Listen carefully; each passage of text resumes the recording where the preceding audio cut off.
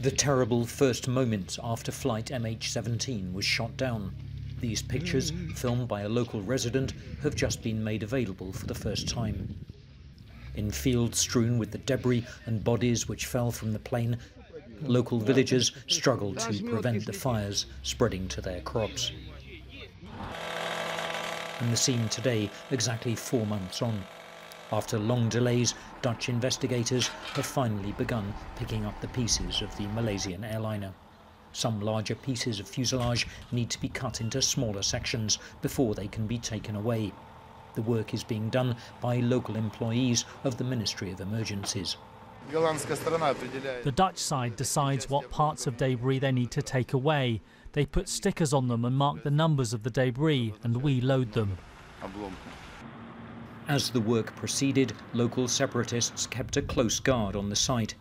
Immediately after the tragedy in July, the first priority was to find the remains of the 298 passengers and crew. Continued fighting in the area has hampered the recovery work of the plane itself and the criminal investigation into who shot it down. Now a shaky truce has made it possible.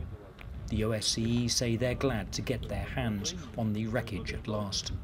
There were attempts to get at some of the wreckage, especially what's called the telltale wreckage, where you have the pock marks in the fuselage. That's the section of the aircraft near the cockpit.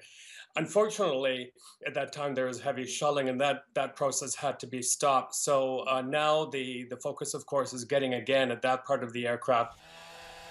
From the crash site, different sections of the plane are being taken to a nearby town by truck.